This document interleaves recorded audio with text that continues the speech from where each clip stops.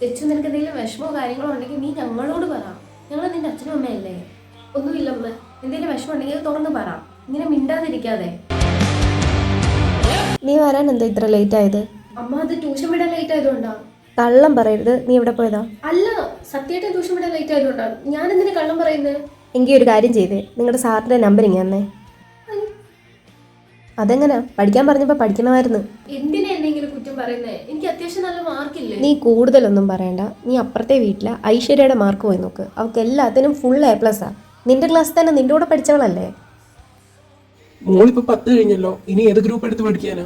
അങ്ങളെ, ഞാൻ ഹ്യൂമാനിറ്റീസ് എടുക്കാനാണ് വിചാരിക്കുന്നത്. എനിക്ക് നല്ലൊരു അഡ്വക്കേറ്റ് ആവാൻ ആഗ്രഹം. ഹ്യൂമാനിറ്റീസോ? നീ മാത്രം അങ്ങ് തീരുമാനിച്ചാൽ മതിയോ? ഇവിടെ ഹ്യൂമാനിറ്റീസ് ഒന്നും എടുക്കുന്നില്ല, സയൻസ് അങ്ങ് എടുത്താൽ മതി. അമ്മേ, പക്ഷെ എന്റെ ആഗ്രഹം ഹ്യൂമാനിറ്റീസ് എടുക്കണമെന്നല്ലേ. വേണ്ട മോളെ, എന്റെ മോളും സയൻസ് ആയിരുന്നു. നീ സയൻസ് എടുത്താൽ മതി. കേട്ടല്ലോ, ഇത് തന്നെ എല്ലാവരും പറയുന്നത്. നീ സയൻസ് അങ്ങ് എടുത്ത് പഠിച്ചാൽ മതി. അമ്മ, എനിക്ക് ഈ സബ്ജക്റ്റ് പഠിക്കാൻ പറ്റുന്നില്ല. എനിക്കൊന്നും മനസ്സിലാവുന്നില്ല.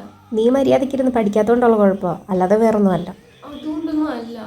എനിക്കൊന്നാമത് ഈ സബ്ജക്റ്റ് എനിക്ക് ഇഷ്ടമല്ല.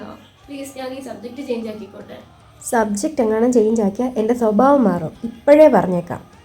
അമ്മ, എനിക്ക് പഠിക്കാൻ പറ്റുന്നില്ല, അതുകൊണ്ടല്ലേ. നിന്റെ ഈ അടവൊക്കെ നിന്റെ കൈ വെച്ചാൽ മതി. പോയി 4 അക്ഷരം പഠിക്കാൻ നോക്ക്. എന്തോ നിന്റെ പ്രശ്നം?